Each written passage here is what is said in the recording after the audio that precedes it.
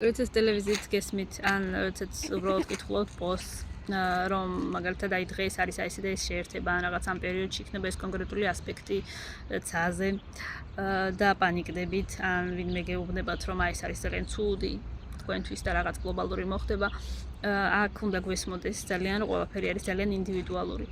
იმიტომ რომ როდესაც აი ეს ლაპარაკობენ, ეს ყველაფერი ეხება მუნდანურ ასტროლოგიას და იქაც კი ყველაფერი არის ესე ვთქვათ განსხვავდება.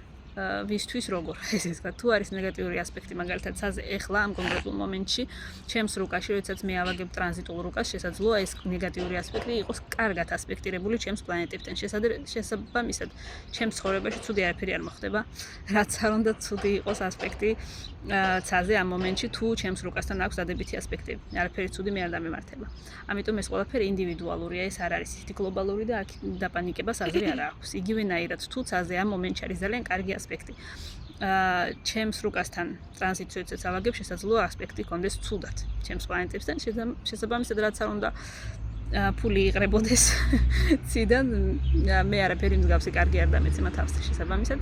ეს ყველაფერი ძალიან ინდივიდუალურია. მუნდანურ ასტროლოგიაშიც კი როდესაც ამბობენ, რომ ეს არის რაღაც საუკუნეში ერთხელ ხდება კონკრეტული ეს შეერთება და არის ძალიან ცუდი და ასე შემდეგ, ეს ყველაფერი ძალიან ინდივიდუალურია მუნდანურ ასტროლოგიაშიც კი, იმიტომ რომ მუნდანური ასტროლოგია არის ქვეყნების ასტროლოგია, ანუ ეს ასტროლოგია ეხება პოლიტიკას, ქვეყნებს შორის ურთიერთობებს და ზოგადად აი ესეთ რაღაცებს, უფრო მაღალ დონეზე. და შესაბამისად როდესაც არის რამე კონკრეტული ასპექტი ცაზე, რაც არ უნდა კატასტროფული იყოს და რაც არ უნდა კარგი იყოს ყველა ქვეყნისთვის, ეს ყველაფერი იქნება ძალიან ინდივიდუალური გამომდინარე მათი რუკებიდან. ყველა ქვეყანას შესაბამისად აქვს რუკა. მათი დაარსების თარიღიდან გამომდინარე და შესაბამისად ნებისმიერი ასპექტი, რაც ცაზე არის ჩვენს ცხოვრებაში ყოველთვის აისახება ინდივიდუალურად.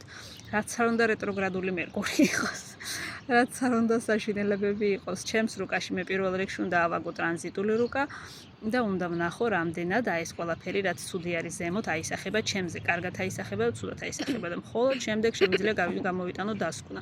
ამიტომაც ნუ შეგეშინდებათ ზოგადი ასტროლოგიის, ეს არის უბრალოდ ესე ვთქვათ განახებენ და გეუბნებიან, რომ აი ესეთი სიტუაცია არის ახლა ცაზე. თუ თქვენზე როგორ აისახება, ეს ყველაფერი არის ინდივიდუალური და ამ ყველაფრისთვის თქვენ უნდა ააგოთ ტრანზიტული რუკა.